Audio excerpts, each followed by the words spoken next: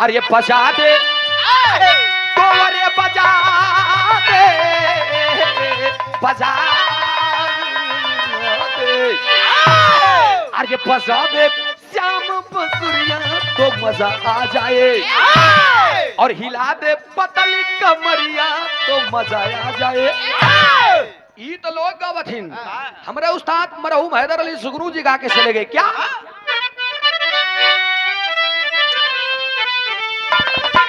अरे मदीने तो अरे मदीने मदीने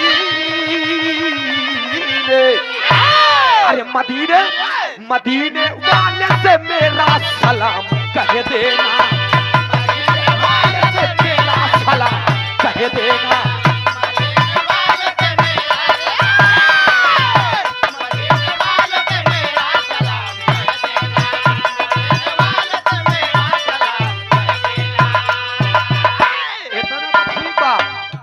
समय बदला और परिवर्तन हुआ उसमें क्या गाए उन्होंने फिर से ही लेनिया में क्या बताए हल्का से। अरे हुसैन हुसैन तुझको जमाना सलाम करता है हुसैन तुझको जमाना सलाम करता है।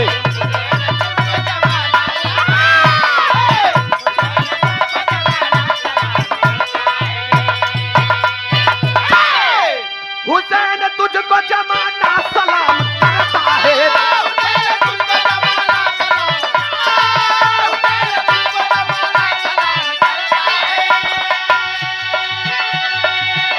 तो अरे हुसैन अरे तुझको जमाना सलाम करता है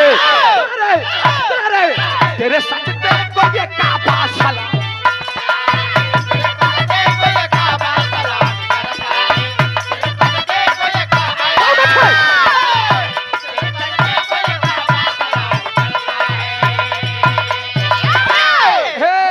हुसैन तुझको जमाना सलाम करता है तेरे सजदे को ये काबा सलाम करता है। ये तो कव्वाली के लाइन रहे लेकिन यही भाव में बतावल गिल मास्टर साहब कैसे।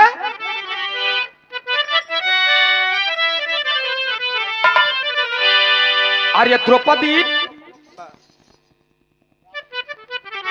और ये बड़ा ही शानदार पुरस्कार रामकिशोर मास्टर साहब की तरफ से 200 रुपया का पुरस्कार छेड़ों में पहले की बहुत बहुत नमस्ते बा प्रणाम भाई एक शोर से सभी लोग के नमस्ते बा। आशीर्वाद दे हम बस कला में कामयाब रहे दिन दुगुना रात चौगुनी तरक्की करते रहे कहना पड़ा।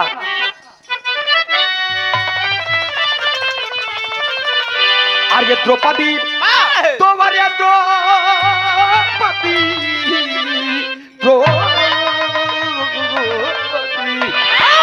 द्रौपदी हंस कर दादा से बोली पानी है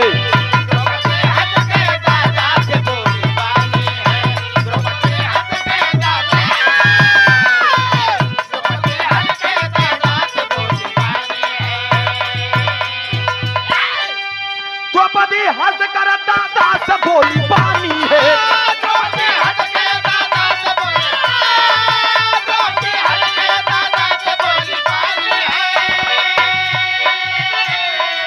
तो अरे द्रौपदी हंस कर दादा से बोले पानी है सोच कर काका को आंखों में आता पानी है सोच के काका को आंखों में आता पानी है।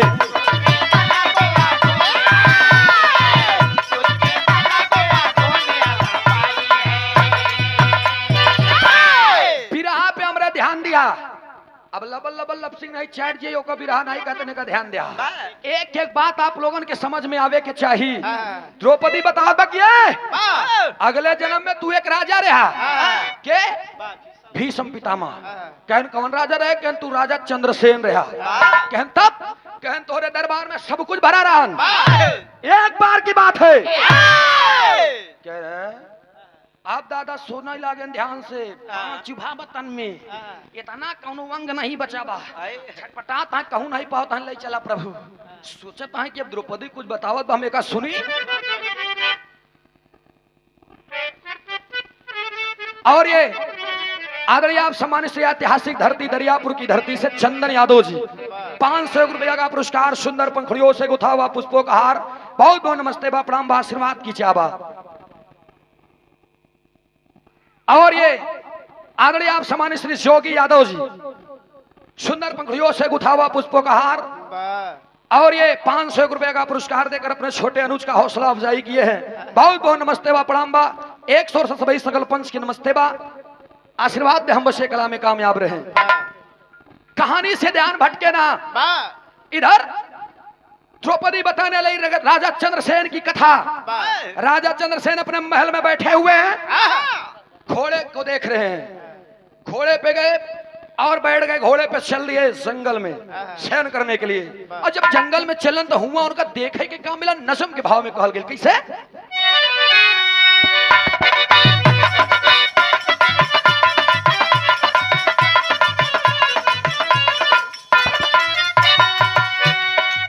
चले हैं घूमने, चले हैं घूमने, अब कंठ ऊपर खेल हुआ। चले हैं घूमने, अब कंठ ऊपर खेल हुआ। एक नागिन से तब राजा जी का मेल हुआ। चले हैं पकड़कर घोड़े को, पकड़कर घोड़े को एक पेड़ पे लगाते हैं। पकड़कर घोड़े को एक पेड़ से लगाते हैं, जाकर नागिन से कुछ बात भी बताते हैं। क्या यहाँ पर नाचोगी,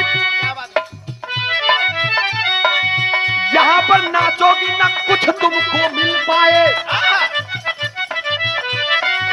यहाँ पर नाचोगी ना कुछ तुमको मिल पाए। महल में नाचोगी कलियां भी खिलखिलाए। और सुनकर बात तब नागिन को लालच आया है। सुनकर बात तब नागिन को लालच आया है। सुनकर बात तब नागिन को लालच आया है। सुनकर बात तब नागिन को लालच आया है। जाकर पति से आदेश बनाया है।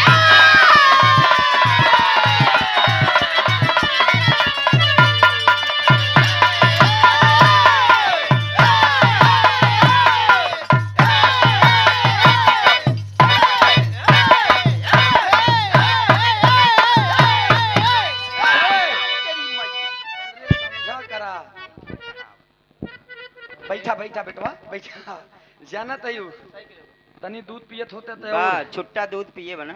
ए भैया, राजा चंद्रसेन जी चल दिए जंगल में, और जब जंगल में शयन कर रहे तब तक एक पेड़ के नीचे घोड़े को लेकर के रुक गए। वहां से उनकी नजर जाती है, निगाह, एक नाग और नागिन दोनों नृत्य कर रहे थे, डांस कर रहे थे। और जब दोनों डांस करते रहे, बड़ा प्यारा डांस करते रहे। राजा चंद्रसेन उस घोड़े को ले जाकर के एक पेड़ से लगा दिए और धीरे धीरे दबे पांव उस नागिन और नाग के पास में जा रहे हैं। और जब नगिनिया और नगवा के लगे जाते हैं तो नगिनिया और नगवा की निगाह पड़ेगी राजा चंद्रसेन के ऊपर। वो खट्ट से हुई पेड़े के नीचे बिलरान हुई बिलिये में चला गए। और ये शानदार पुरस्कार दिलीप अंकल के चहेता बचुल्ले उर्फ शिवम, 500 रुपया का पुरस्कार। और ये सुंदर पंखुड़ियों से गुथा हुआ पुष्पों का हार। जहाँ रहे खुश रहे, आबाद रहे। माई भगवती से ये विनम्र निवेदन बा कि ये माई हमारे ऊपर कम बा कि हमारे जो छोटके बाटेन जे हमसे छोट बा, जे सम्मान करत बहु भाई है, छोटा है मेरा, तो उसके ऊपर ज्यादा कृपा बनाए आप। बहुत बहुत शुक्रिया, मंदे जिंदगी शुक्रगुजार, आशीर्वाद की चाहबा। ए भैया, नगिनिया नगवा हुई पेड़े के नीचे बिल रहा हुई बिलिये में ओलियाई है। ओलियाई मतलब घुसुरी है, घुसुर मतलब अंदर चला गए। हाँ देखा भाषा भाई हम इलाहाबादी है, आप लोग ना समझबा तो तनी दिक्कत हो जाई। तो ई बार हम हर चीज बताओ ताकि समझ जा। अब इधर राजा चंद्रसेन के दिल में बेचैनी इन्हन निकरई अब निकरे लेकिन निकरता ही नहीं है। राजा चंद्रसेन जिद कर लिए, वही पेड़वा के ऊपर चढ़ के बैठ गए, देखा था आवा आवा कब तक नहीं उबिया। जब एक 1.5 घंटा 2 घंटा बीता तो नागिन एक बार जान ले बिटहीनी लबलबही हो भाई करत समझा। उनका खुदा वैसो जब मन नहीं लागन ना बेनी भैया तो खुदा अब उमर ना अंदर मना करब जाय दे जिंदगी और मौत के बाद इबे तो नगिनिया कर अरे चला का बिना हमारे मन के लिए चला जही का। अब सोचा नाग के मना करने के बावजूद भी नागिन निकली, चारों तरफ जीभ लुबुल लुबुल करे, साखी से देखे ना ही देखा राजा तो ऊपर बैठा है, निकली बहरे कहे आवा आवा तू आवा क्यों बाटा है।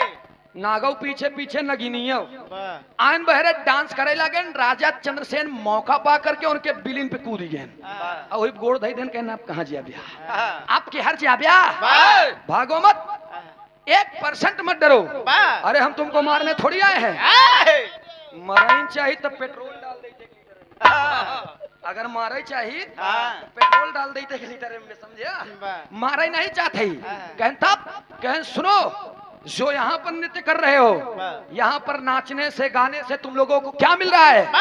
नगिनिया नगवा बड़ा गौर से दोनों एक दूसरे को देखें कि सही कहत बा का, नगवा कहा नहीं सही तो कहत बा। और ये गणेश पाल लाहौरा प्रधान पद के प्रत्याशी हैं आप, 1 से रुपया का पुरस्कार आपके श्री चरणों में कोटि को नमन बा, प्रणाम माई भगवती के विजय के तिलक लगे। ए भैया राजा चंद्रसेन सवाल किए और नागिन नाग दोनों बेचारे क्या क्या क्या कहना चाहते हैं। कहन चला हमारे महल में चलबा हुआ नचबा गौब्या इनाम पौब्या 56 प्रकार के व्यंजन मिली और पहने के तोका इतना कपड़ा दे दिए कभी देखे न हो गया। एक इतनी बढ़ा एक जब इतनी बात कहे ना तब नगिनिया और नगवा राजा चंद्रसेन तीनों में बात हो रही है, लेकिन तर्ज लग गए मार साहब।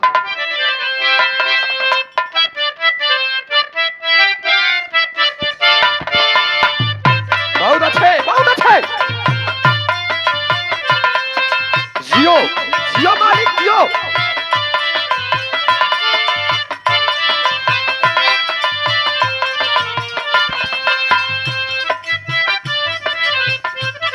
अरे वाह, हमारे महाकुंभवा में कोनो लड़की रहे, मेलवा में दुकान लगाए रही, कोनो चिबिल्ला लड़किया पहुंचे कहे का ले तो लड़कीवा कहा बल्लौकी है, भिंडी है, कोहड़ा है, करेला है, मिर्ची है, कद्दू है, तमाम चीज ले बा। तब तक लड़कौना से लड़कीवा कहा बस सुना ए अरे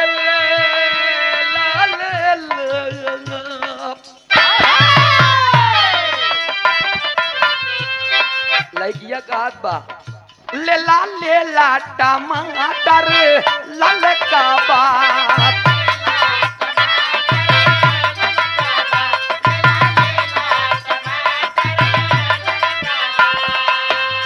आलू गोल गोल भाटा ललका बात,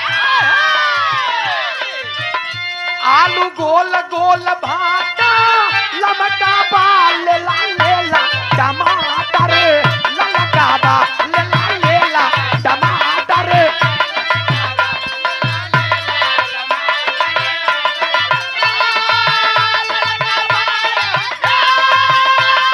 जियो बेटवा बहुत अच्छे।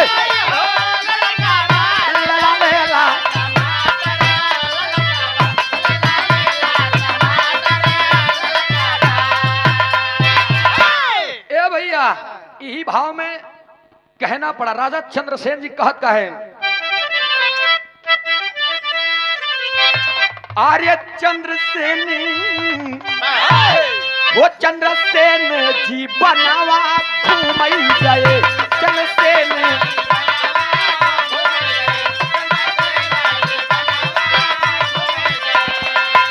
अचरज देखे नया नावा घूमई गए, अचरज देखे नया नावा घूमई गए चंद्रसेन जी बनावा घूमई गए।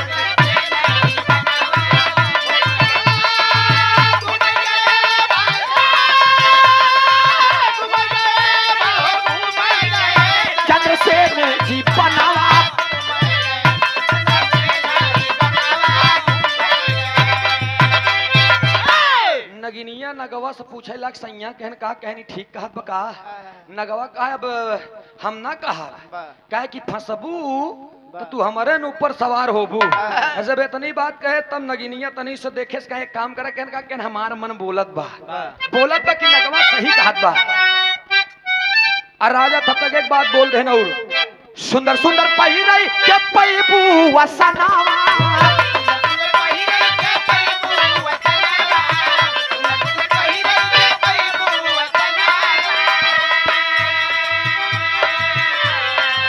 छप्पन प्रकार के मिली है भोजनवा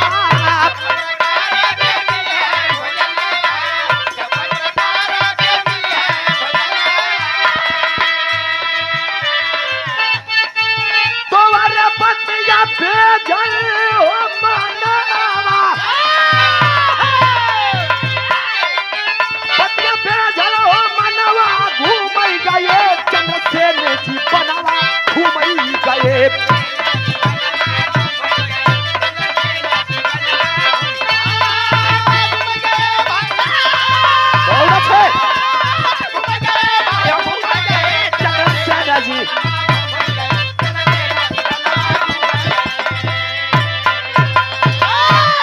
महाराज राजा चंद्रसेन की बातों में सहमत होकर के नागिन नाग चल दिए।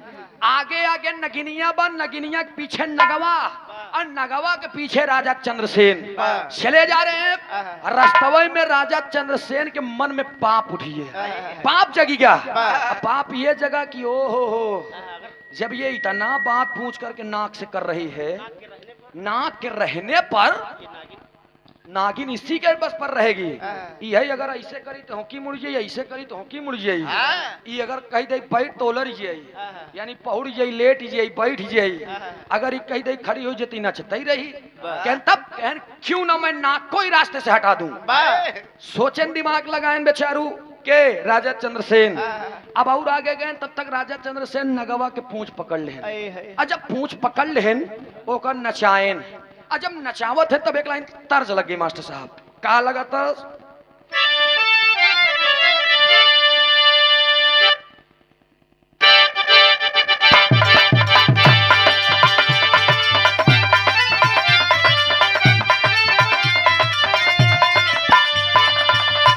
तर्ज हमरे आजा बाबा के जमाने के ई गाना तब गावत रहन उस्ताद हरे हमरे। हमार तो बिरहा जगह में पैदा ऐसे ही नहीं रहे। 9 साल भर हम का बिरहा गावत। लेकिन बहुत बहुत धन्यवाद आप लोगों का जो मैं कभी ख्वाब में सोचता था, जो कभी मैं सपने में देखता था कि क्या मुझे ऐसी भी पब्लिक मिलेगी, क्या आप लोग मुझे सम्मान देंगे, क्या मैं उनसे भी रहा गाऊंगा, क्या मैं ऐसे कर पाऊंगा, क्या मैं अपने गांव को छोड़ पाऊंगा। लेकिन आप लोगों ने बड़े कम उम्र में इस बच्चे को, इसके सपने को साकार किया। इसके लिए मैं आजीवन रेडी हूं, मंदे जिंदगी शुक्रगुजार। बहुत बहुत शुक्रिया पब्लिक रूपी भगवान का। लेकिन प्यार दुलार मंच पे एक अलग होना चाहिए। बेनी भैया, सम्मानित तिजारत मेरी ईमान नहीं है, हर दर पे झुक जाए ये सिर, ये मेरा शान नहीं है। और हमने भी बनाए हैं समंदर में रास्ते, हमेशा मिटा पाना इतना आसान नहीं है। लेकिन आवा इधर नगिनिया बेचारी जादबन नगवा के पकड़। लेकिन तरज ये है बा, दीपावली के समय रहे बेनी भैया, कौनो नई नई लड़की रहे, 18 साल की उम्र रहा। अब कच्ची उम्र में जब गौना हो गया तो दुल्हन दुल्हा के हाल न जान। अब ओकर जब गौना हो गया, गई बेचारी अपने घरे। दीपावली के बाद जौन त्योहार आवत है एकादशी, जौने दिना मेहरुअन लेके सूप लेके खेदत ही नहीं, मन पटर पटर पीटत ही सवेरे सवेरे। दलिद्दर खेदत ही वही दिन रहन। बाबू बेचारू बुढ़ऊ होकर आंखी खुलाए रहन, नवा नवा आंखी खुलाए रहन। अच्छा, जब नई नई आंखी खुलाए रहन बेचारू वही चार पाई पे मुहारन पे बैठा रहन, कादर खान की नहीं करिएवा चश्मा लगाई की। अब बैठा रहन दुल्हन बेचारी, गई दलिद्दर खेत के आए। अब सोचे कि अब तक खेती ले, अभी गन्नवा का होई, एक लाठी गन्ना रहे करियवा मुटका। अब चूहत रहे, बार बार चूहे थूके। चूहत पहुंची तो दादा की जौन रहन उनके काने में आवाज चली गई और जब आवाज चल गई तो दादा हल्का चश्मा उठाए देखें और जब देखें तो पतोहिया कहन अरे पूरी बो गरे तैया के ले हुलत है तो नन पतो और हम बुढ़ऊ होई के केले मुहा टगत दे कुछ तो दे दुल्हनिया लगे आई कहा ये बाबू ए बाबू तो का बहुत देखा था का बुढ़ऊ चश्मा उतार के ना ये बाप अपने जवानी में बिन खोदा ही नारा डाक जा रे पगली जब इतना कहना पतोहिया का ये बाबू कहन हमरे वो घरे ना रहतन तो सीधे लागत बका चाहिए कहन सुना कहनी जवन ले आना एक बांटा दे जब ऐसे कहनी ले आ बांटा तो दुल्हनिया का है एक बाटा का बाटी कहने रे ई जवन ले आ कहन कैसे बाटी कहन नन देवा रहे हम दे मन ऐसे जब इतनी बात कहन तो कहन बाबू हम ना समझते तो बुढ़ऊ देखा दुल्हनी के समझाएन का समझाएन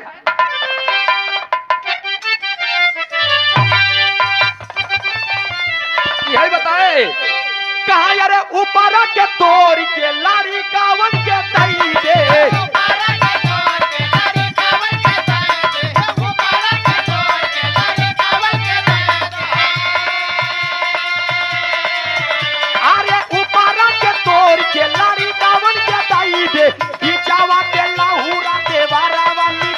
बाऊरावा ए दुलाही पिचावा के लहुरा देवारावा नीचे के बाऊरा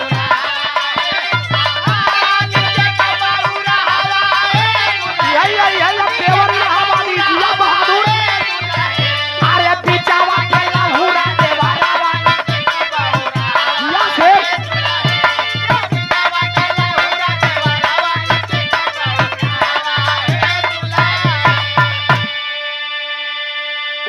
तोड़ के लड़कवन के दई दे बिचवा के लहुरा देवरवा नीचे के बौरहवा इन्होंने फेंक के उग दुल्हन के गए ऊपर पर तू हम ना दई पाऊ नहीं नहीं से ले हाँ लेकिन ये तो बात के बात रही कहानी पे तनी ध्यान दा महाराज राजा चंद्रसेन करत का है नगवा के पकड़ के अरे पूछिया पकाड़ी राजा पल में नचाए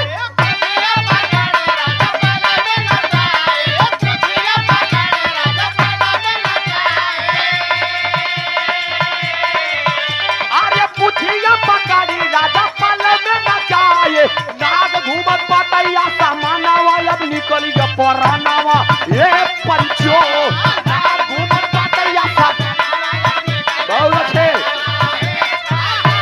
अब निकल गया परानावा ये बेटवा का चीज क्या बात है अरे यही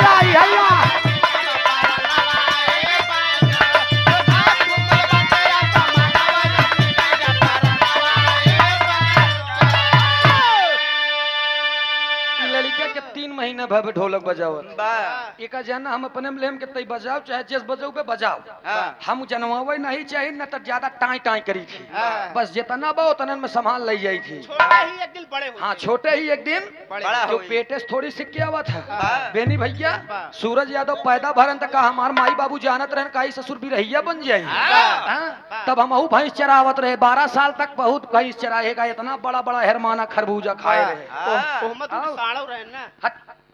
साण का करी भैंसा अरे यार जब 18-20 भैंस रखबिया तो हमें 4-6 पणवो रही हैं अब 5-7 ठीक गाय रखबे त का दूठी साण रहा भाई समझा लेकिन काश भाई छू लेगा छुआ हेलो हेलो क्या ये से यार हम गरम हो जाए देखा नहीं पड़ेगा इतना गरम हो जाए हेलो बिरहा जगत के हम ऐसा गवैया ही कसम से कहते कौनो बाजा वाले के टोकित नहीं एक बार 2 बार हालो हालो करे बनाता बना ना बना तो घी एक लड्डू टेढ़ा मेड़ जो तब ससुर चाहे जैसे हाँ एक जान लिया काहे जानता हमार बाबू राम आधार झूसी वाले नाना लागत रहे हमार राम आधार दादा के उस चेला रहन हैदर अली गुरु जी राम आधार दादा हमारे जब नरियात रहन 3 किलोमीटर वैसे सुनात रहन वैसे अब हम लोग तो उनके लोग के लड़का हो के ससुर नहीं नरिया पाते का करी हमारे लोग के बदनसीबी है लेकिन तनी ध्यान दे बड़े गुरु जी बिरहा जगत में सबसे बड़ी खोपड़ी अगर केहू के सबसे बड़ी खोपड़ी रही तो बाबू राम आधार की रही का जान लिया। अब है तो तुहार खाली। अरे यार उतना ही बड़ी ठीक बा हमार चलाई लाए बनकर थोड़ी 26 हाथ के पगड़ी बांधत रहे। लेकिन है भैया कहानी तनी ध्यान दिया। महाराज राजा चंद्रसेन पकड़ के नाक के पूछ नचाई दे 5-6 बार और नचाने के बाद छोड़ दिए। और जब नगवा के पूछिए थे कि नचाए और छोड़ दे, नाग नचते नचते नचते नचते जा करके नागफनी के डार पर गिरता है।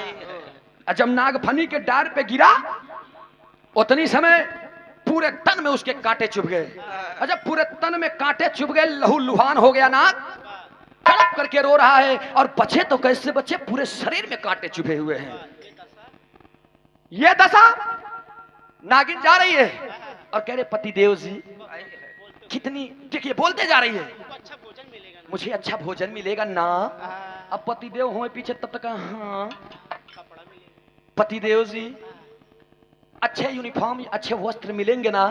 पतिदेव हो तब तो कहा हाँ हुआ तो घोड़ा में लगाए यहाँ पीछे। आप चला जाते हैं रास्ता में 3-4-5 बार, जब कोई जवाब नहीं मिला पीछे मुड़ करके नागिन देखती है राजा चंद्रसेन का घोड़ा और राजा चंद्रसेन सवार है। थोड़ा सा बगल होकर के देखती है।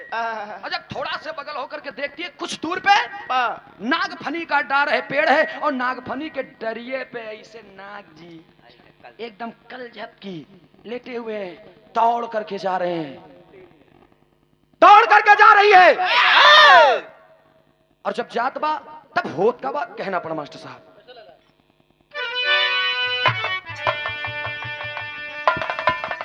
और ये आदरणीय आप सम्मानित श्री कमलेश मास्टर संधवा की धरती से 100 रुपया का पुरस्कार भैया के नमस्ते बा प्रणाम बा। 100 से सभी सकल पंच के नमस्ते बा। कहे का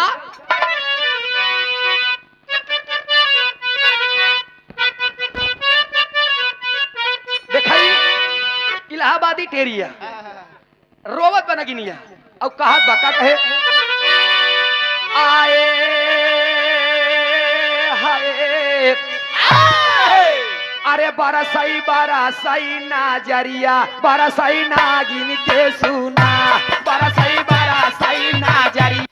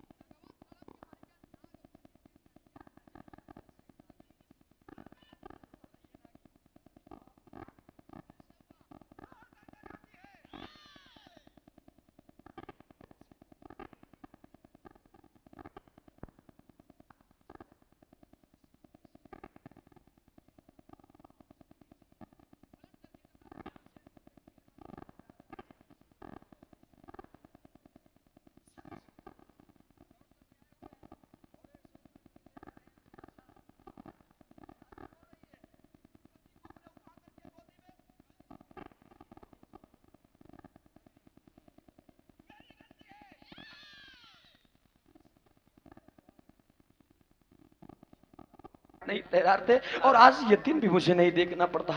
मैंने अपने हाथों से अपने सिंदूर को मिटाया है। स्वामी प्लीज मुझे क्षमा कर दीजिएगा, मुझे छोड़ करके मत जाइए। तब तक नाग इस दुनिया को छोड़ चला गया, इस दुनिया से छोड़ दिया। नागिन उठ गई और उठने के बाद राजा चंद्रसेन के करीब में जा करके नागिन रोते हुए एक बात कहती है, तरस की लाइन बा मास्टर साहब।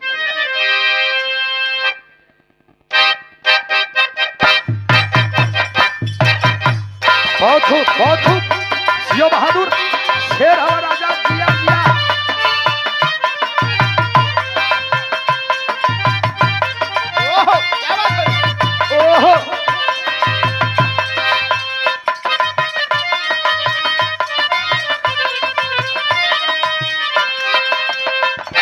ये तरज के लाइन बा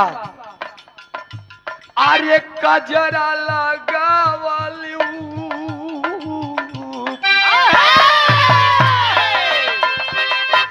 कजरा लगावलियू बिंदिया सजवलियू कजरा लगावलियू बिंदिया सजवलियू सैया बिन थुनिया केतारी राजा बिन थुनिया केतारी दुल्हा बिन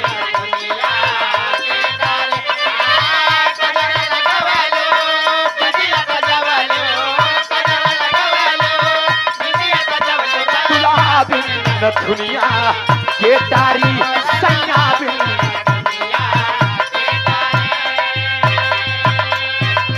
लेकिन गौर करेंगे बाबूजी नागिन रोवत बा और रोते रोते जा करके राजा चंद्रसेन से सवाल करती है कि राजा साहब आए महाराज एक दिन तो मैंने आपका नमक खाया नहीं और आप चले मेरी जिंदगी तबाह कर दिया आपने मेरे सिंदूर को मिटा दिया मुझे अनाथ कर दिया बेसहारा कर दिया मैं कहां जाऊंगी इतना कह करके लेकिन कहती है नागिन का कहा था राजा चंद्रसेन से अरे सिंदूरा मिटैला घतिया कमैला राजन अरे सिनुरा मिटैला घतिया कमैला राजा हो सरपावा हम देबई राजा हो सरपावा हम देबई राजा हो सरपावा हम देबई सिनुरा मिटैला घतिया कमैला सिनुरा मिटैला घतिया कमैला राजा हो सरपावा हम देबई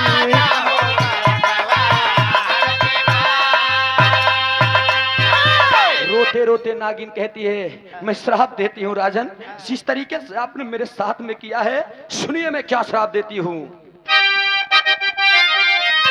जैसे छेदाइल बाटे आज जैसे छेदाइल बाटे राजन जैसे छेदाइल बाटे नगवा के तनावा इहे दशा होई तोहर हो राजनवा इहे दशा होई तोहर हो राजनवा इहे दशा होई तोहर हो राजनवा अरे जैसे छेदाइल बाटे मोरे सैया के तनावा इहे दशा होई तोहर हो राजनवा विधवा बनैला रोहत बना जी जानवर विलाप कर रही है विधवा बनैला जीवन न सैला विधवा बनैला जीवन न सैला राजन हो सरपावा हम देबई राजन हो सरपावा हम देबई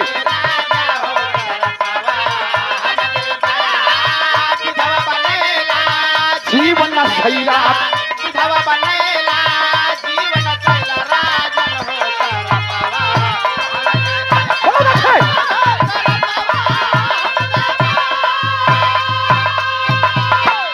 आदरणीय आप आशीष पाल खरतिया 1 रुपया का पुरस्कार इस भाव पर प्रसन्न होकर बहुत बहुत नमस्ते बा प्रणाम बा आशीर्वाद दे हम बच्चे कला में कामयाब रहे शाह रहे खुश रहे आबाद रहे दिन दुगना रहा शोगनी तरक्की करते रहे रो करके नागिन ने श्राप दे दिया राजन जिस गुमान में तुम फूले हुए हो ना जा जा जिस तरीके से तुमने मेरे पति के साथ में दुर्व्यवहार किया है तुमने मेरे पति को फेंक दिया तड़प करके मेरा पति मरा है इतने तन में उसके कांटे इतने तन में उसके कांटे मैं उसकी पत्नी होकर के देख ना सकी इतना तन से खून निकल रहे हैं लेकिन श्राप दे देती है नागिन श्राप देने के बाद जब चल जाती है और चलत बा राजा चंद्रसेन घोड़े पर नहीं सवार होते हैं पैदल घोड़े को लेकर के सोच रहे हैं कि आज एक जानवर आज जीव जंतु बतावा ये सब हमका श्राप दे देता है, हमारे तना बदनसीबी है। हाँ, चले गए। वाह, चंद्रसेन जी की धर्म पत्नी आती है, देखती है और कहती है कि अरे स्वामी क्या हुआ आपको, क्यों उदास है? वाह, राजा चंद्रसेन घोड़े को बांध दिए और आए। उन्होंने रानी साहिबा को गले से लगा करके कहा कि रानी मुझसे आज बहुत बड़ी भूल हो गई है। क्या भूल हुई है? पापड़ के भाव में बताओ लगे।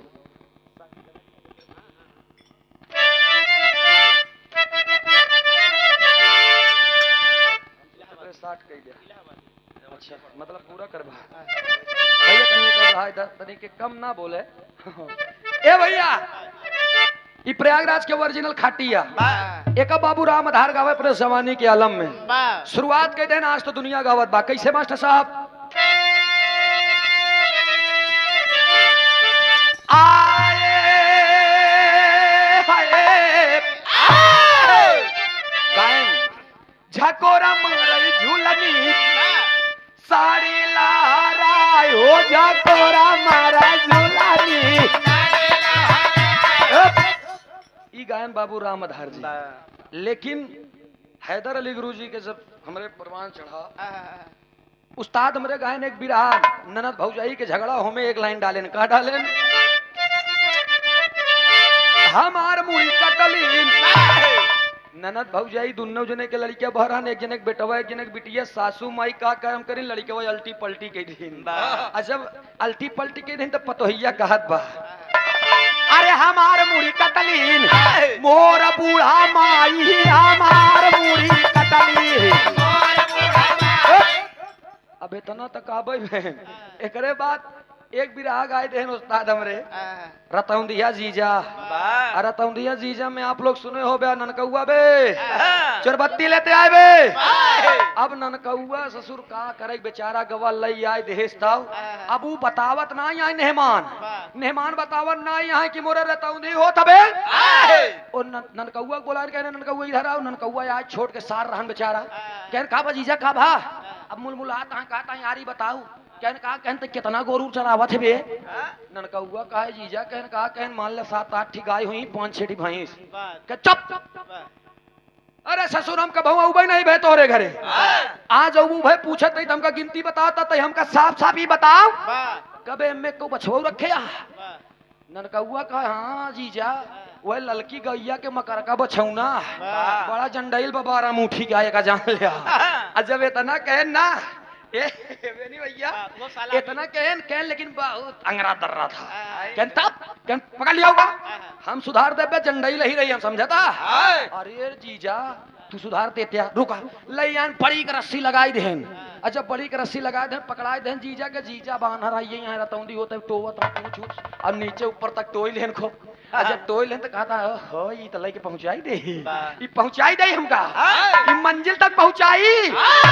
जब अच्छा वो ये सोचत है कि हम यही पकड़े रहा भाई एक मारब सरे की दौड़त घर लेके जाई हम ससुरारी पहुंच जाब।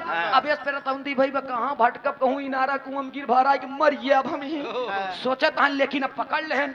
अब कहन ननकौआ कहन का कहन मार बेका तू लाठी तो कहन जीजा मार दई कहन मार कहन जीजा मार दे कहन मार सारे। अरे बाप रे ननकौआ भाई पकड़े सही रहता एक गोड़ आगे एक गोड़ पीछे। आज जब तनी के ताने डंडा ना तब सामना लगाया ठेक पाए। अब आज जब सुरके से एक डंडा पदरा उठ के भागा इधर चपक के मेरे दोनों गोड़ धाई के भागत बच्चा आपके और चला जात बच्चे सब पकड़े। आप रतौंदिया जीजा बेचारू पकड़े नारे खोरे आधार मदार एड़ पेड़ एक नहीं देखा दांत धरी की चाल दे परपरात की पहुंचा चला जाता है। जीजा ओला रही है लाए के घर रावत पर रहो लेकिन पगहा नहीं छोड़ता है। रे छोड़ दे पगहा ससुरारी ने पहुंच पाऊ आई पता नहीं कहाँ छोड़ दे छोड़ न लाई चाल मैं ऊटी खूटी मैं एकदम पूरा दरेज दहेज पहुंच गया कहाँ बर्दवानी में जहाँ बांधा जात रहा मर हाँ फत बा तब तक ननकी सड़ुआ इन कोयर लेके आएगी। जब कोयर लेके आता है इनके रतौंदी भाई बहन का पता मनाई यहाँ कि गोरू वहाँ कि के आए अनियरे में ननकी सड़ुआ इन कोयर डाले तब तक कहता है। जब इतना कहते तो ननकी सड़ुआ इन कोयर और के ढाई के फेंक दोस्त से चिल्लान अरे चोर चोर चोर। अब जब चोर चोर कहन गांव वाले उधर सुनत हैं कि जीजा कहता है ए ननकी अरे तोर जीजा आई रे गांव वाले क्यों कंडी क्यों ऊपरी क्यों लाठी क्यों डंडा क्यों घुंडी क्यों चप्पल क्यों जूता लैया के मर लातैला मर जूता मर कंडी मर लाठी मेर के एकदम धोंगार देहन जब धोंगार देहन एकदम जीजा कहे रे बाप पहली बार पच मिलवा पाए ही पता नहीं कहीं मेल कहीं मिष्ठान मिला बोला रहा अच्छा तब तक बुढ़िया आएगी बेचारी कहूं से जब बुढ़िया आए देखे और तो चिन्हिंगी की तो हमार दमादा जब देखें कैसे कहो का भाग रे बाप अम्मा ए अम्मा तोहरे गांव वाले बहुत अच्छा खातिरदारी करे अरे काया ना रहा सारे दुल्हा बन के हम आए हमारी हम घूमे तोहरे बिटिया के हम लइए सवेरे सारे आधा रहा चिन्ह नहीं है गांव के दमादाटी हम कहन तो तू नहीं बताई पाए जब पीछे घूमे पूरा लाल लाल देखान ना वही माई लगी रोवे अरे मोरी दामदा मारे तो गौना अच्छा रोवत है लेकिन तब तक इन उस्ताद हमरे तर्ज लगाई दे कौन तर्ज लगाई दे मास्टर साहब अरे घुसुरी का व्यापार था अरे घुसुरी का व्यापार था सरी आई माझारी घुसुरी का व्यापार था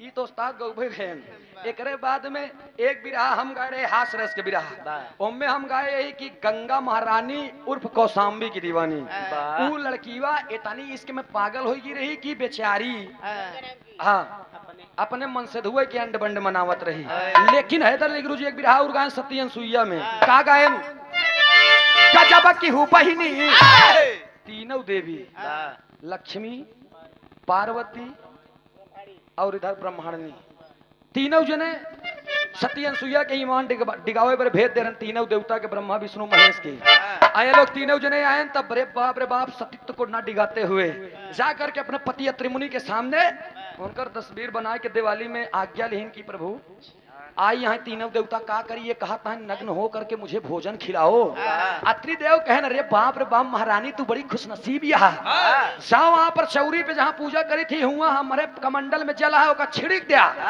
वो लड़का हो जाए आराम से नग्न हो करके आप भोजन बना करके खिलाइए पहुंची सती अनसुईया कमंडल से जल लेन तीनों जने के ऊपर छिड़क दे तीनों जने नान चोई चोआ हुई छह महीना का लड़का हो नग्न हो करके खिचड़ी बनाई और तीनों जने खियाइन कि कईयों दिन बीत है मर झुलावत यहाँ सतियन सुइया खिलावत यहाँ और जब तीनों देवी जान गए कि हमारा मन से धू गए ना उबई न भयन तीनों जने चल दिन पता करे चला सतियन सुइया खिया देखी कहाँ यहाँ और जब आयन तीनों जने बड़े क्रोध में ताव में कहने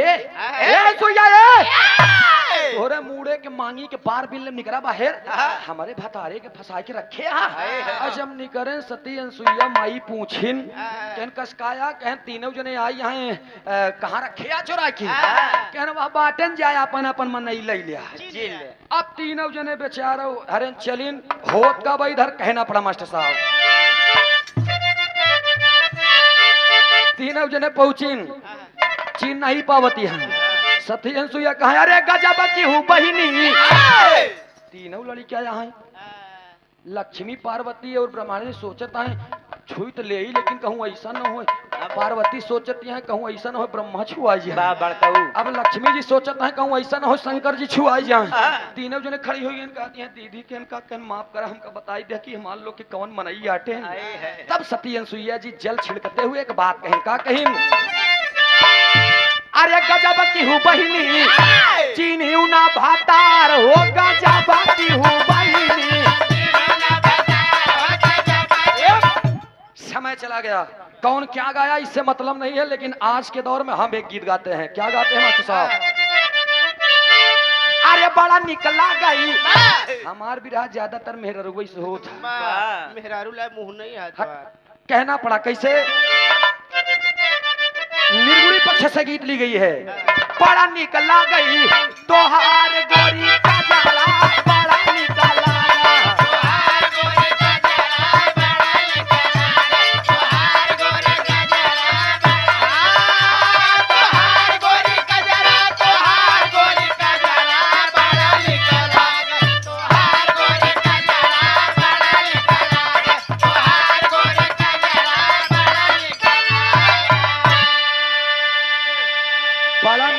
तोहार गोरी कजरा, माटी के मूर्तिया पे कारा जिन गुमानावा,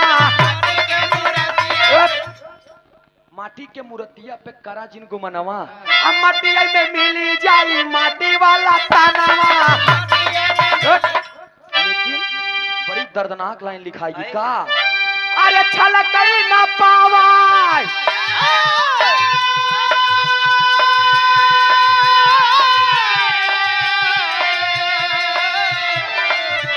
अरे छलक न पावो जुनियोला गगरा बड़ा निकला गई तोहार गोरी कजरा, बड़ा निकला तोहार गोरी कजरा। लेकिन बाबूजी गौर करेंगे, राजा चंद्रसेन अपने दुल्हनी से बतियाता है। दुल्हन पूछल बका कहे, अरे बतावा स्वामी हमरे, अरे बतावा हमरे स्वामी काहे मन बा उदास हो, बतावा स्वामी हमरे।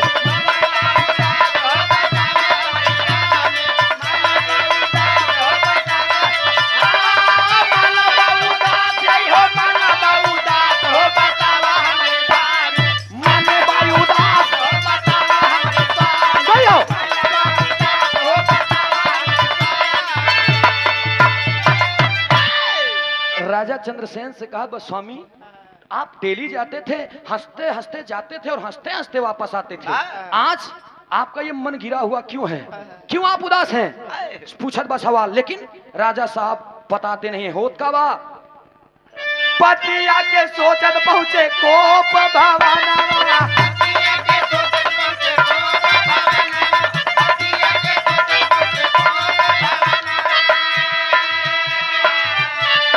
पीछे पीछे रानिया बा पूछा किन बयानावा,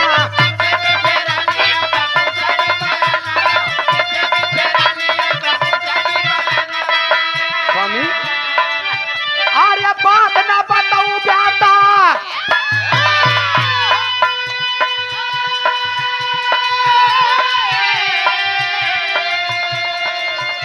अरे बात ना बताई बात घूम व्यास पास हो, बतावा हमरे स्वामी काहे मने बा उदास हो, बतावा हमरे स्वामी काहे मने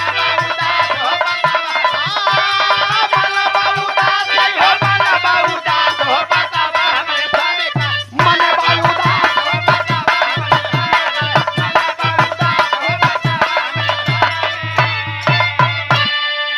गौर करेंगे बाबूजी। कहते कहते घर में चले गए और लेट गए। रानी साहिबा चेड़ को दबा रही हैं और कह रहे हैं, स्वामी मुझे आप नहीं बताएंगे, मैं आपका पीछा छोड़ने वाली नहीं हूं, मैं मर जाऊंगी। लेकिन बिना पूछे माना बना। जब इतना बात सुने तो उठ करके बैठ गए। महाराज राजा चंद्रसेन उठ करके बैठ गए और कहा कि अगर तुम सुनना चाहती हो तो सुनो मेरी बात। पापड़ के भाव में बताए देन। का बताएं?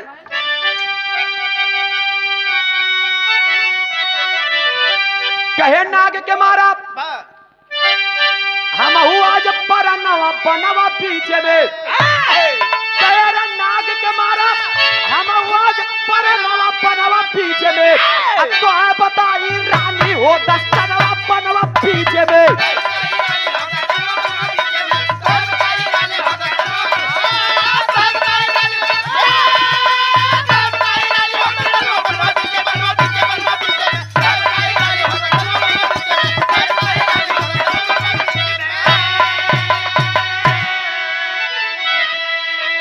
बड़ी भारी गलती कैली बनवा के भीतरी, अतिहले बनागी साहब हमारी गुजरी।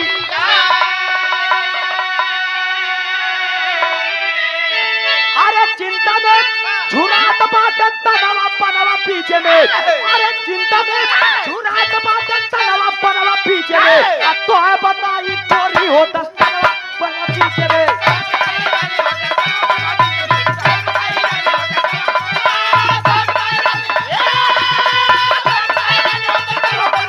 बहुत अच्छे।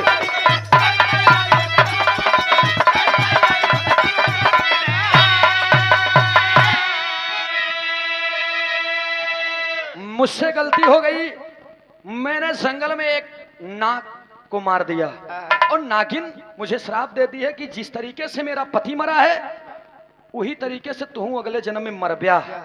तब सब कुछ छोड़ दिए राजा चंद्रसेन। भोजन ला करके देती है रानी साहिबा। राजा चंद्रसेन कहते नहीं मुझे भूख नहीं है, हटा ले जाओ। हटा दिए। 1 दिन 2 दिन 3 दिन 4 दिन 5 दिन 6 दिन 7 दिन खाना छोड़ दिए, दाना पानी सब छोड़ दिए। तबीयत बिगड़ने लगी। और जब तबीयत बिगड़त बा धीरे धीरे धीरे धीरे बुखार से तमाम प्रकार के मर्ज पकड़ लिए। पूरे दुनिया में इलाज हुआ, लेकिन राजा चंद्रसेन बच ना सके, पीड़ित हैं। आल्हा के भाव में बताओल गए, क्या बताओल गई?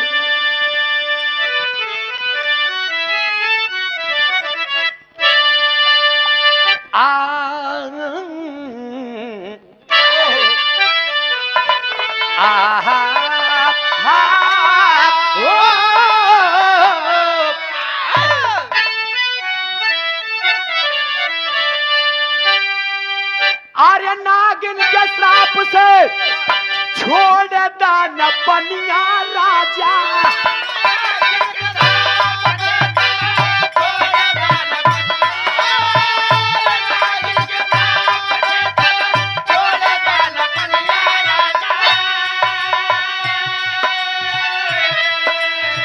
रानी के आखिया से बहे अश्रुधार।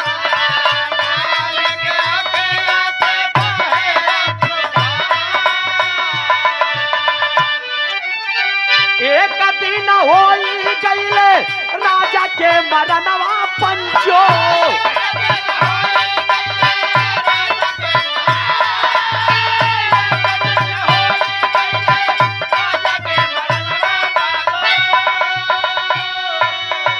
भीष्म पितामह के पहले अवतार।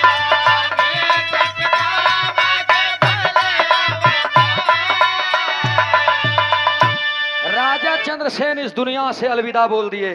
वही राजा चंद्रसेन के अगला जन्म भा तो कोई और नहीं, वही राजा चंद्रसेन भीष्म पितामह के अवतार हुए। और जब भीष्म पितामह के अवतार बहन मर कांटा हुआ तो कांटा चुभा रहन, जब इनके मर बाण चुभा रहन ना, तब द्रौपदी बताओ कि याद करा तू नगवा कौनो और नहीं है, अर्जुन रहे ना अर्जुन, और नगिनिया कौनो और नहीं, हम रहे, हम दादा हम ही श्राप दे रहे कि जितना कांटा हमरे सैया के तन में चुभब उतना तोहरे चुभी। किन ले आ जाए के जितना नागफनी के डार के कांटा नाक के घुसरा न उतना बाण तोहरे छेदी बे। खूब बाण छेदे पानी पोलराया हाथू। अरे बाप रे बाप, नगिनिया कहा हम नगिनिया रहे द्रौपदी। अरे बाप रे बाप, पूरी बात को सुन करके अवाक रह गए सब। भगवान श्री कन्हैया देख रहे हैं कि बाहर द्रौपदी, बड़ी अच्छी भी बात तुमने बता दिया। भीष्म दादा भी सोच रहे हैं, लेकिन कहे सुना ये दादा खड़ी में कहा बताए।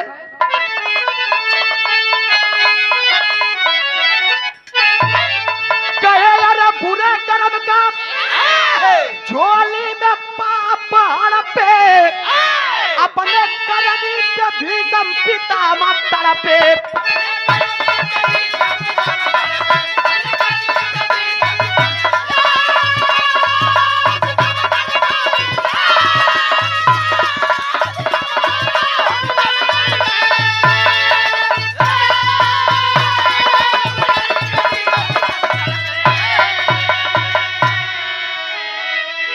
बुरे कर्म का झोली में पाप हड़पे, अपने करनी पे भीष्म पितामह तड़पे। वहीं से कहानी उठी, वहीं से लगा के फिर खत्म। दैन छाप में कहल गई मार साहब।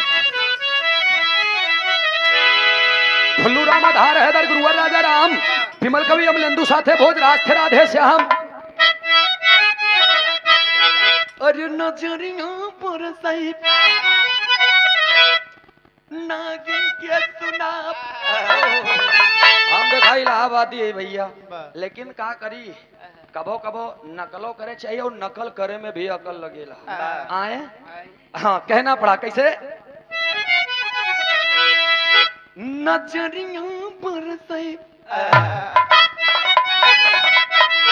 अरे डोगर के सुना, तुम्हारा नजरिया पर सही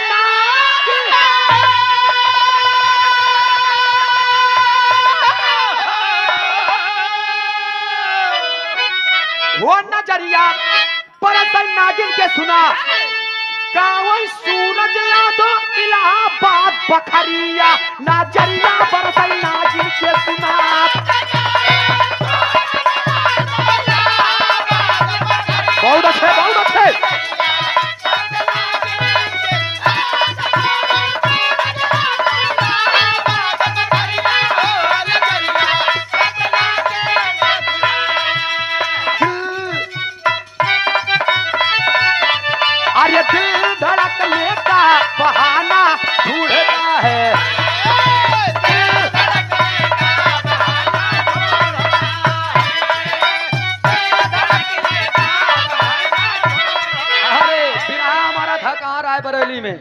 हम चले गए, वहां पे गाड़ी लगी हमारी, फ्लैश तेज किए तो वहां पर लिखा था गायक सूरज यदुवंशी प्रयागराज और कीर्तन गायक यशवंत कुमार। हमने कहा यार यहाँ पर बिरहा जवाबी है कि कीर्तन? फिर मूड मिजाज बना कि मैं बिरहा गाऊंगा, अपना कीर्तन गाएगा। चल दिया मंच पे, हमसे पहले अगली पार्टी पहुंची और वो गाया हमसे। क्या गाया मास्टर साहब? ध्यान दीजिएगा, ये कट्टीस है। नारी घर या गन की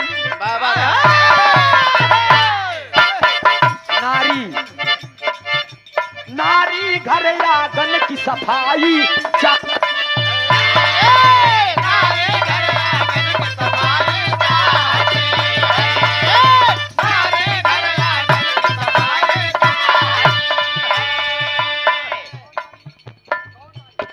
कौन नारी?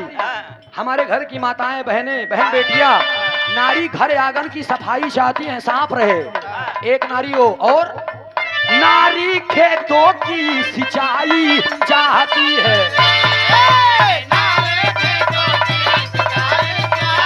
ध्यान दीजिएगा आप लोग।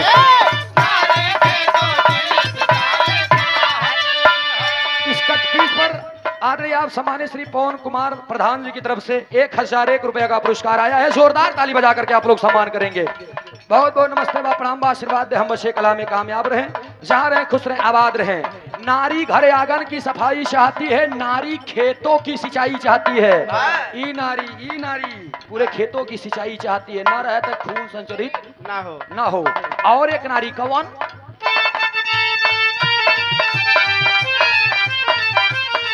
अरे नारी हो दुर्बल, अरे नारी हो दुर्बल दवाई चाहती है। नारी घर आंगन की सफाई चाहती है, नारी खेतों की सिंचाई चाहती है, नारी हो दुर्बल तो दवाई चाहती है। लेकिन नारी हो उल्टा, नारी हो उल्टा कुटाई चाहती है। नारी हो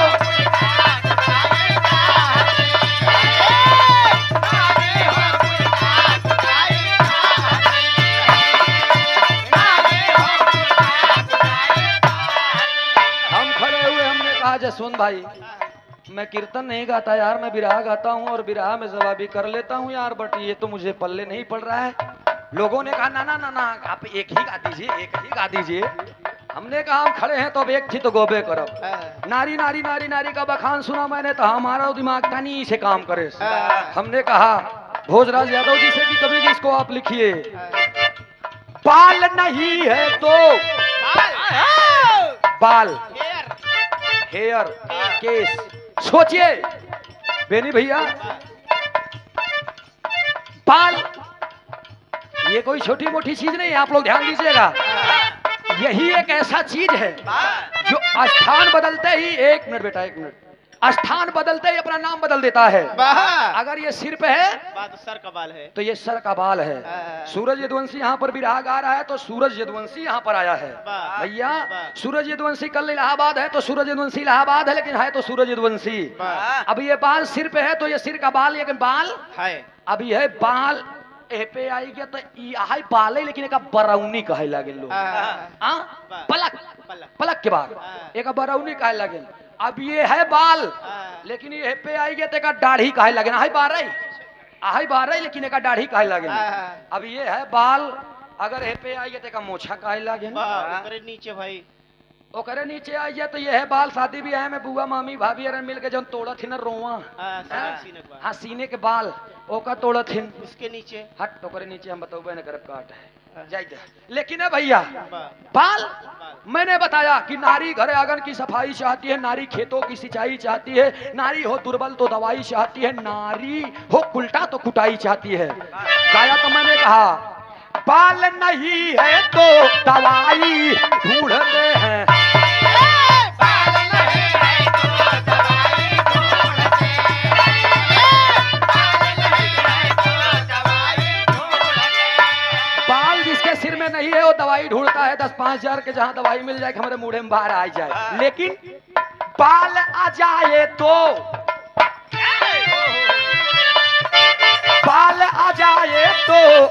लुगाई ढूंढते हैं।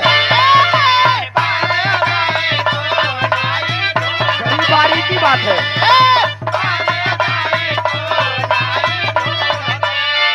बाल नहीं है तो दवाई ढूंढते हैं, बाल आ जाए तो नाई ढूंढते हैं। और बाल पक गया तो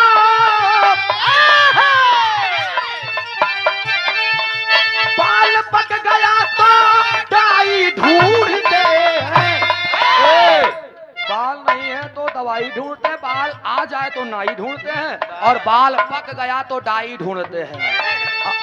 बाल पक गया तो डाई ढूंढते लेकिन बाल काला करके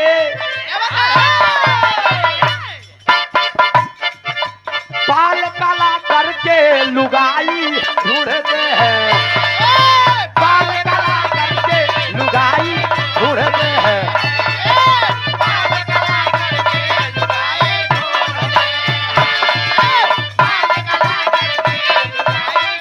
लुगाई ढूंढते हैं। गाने बजाने में कोनो त्रुटि भइल हो तो आप लड़का समझ के क्षमा कीजिएगा। बहुत बहुत धन्यवाद।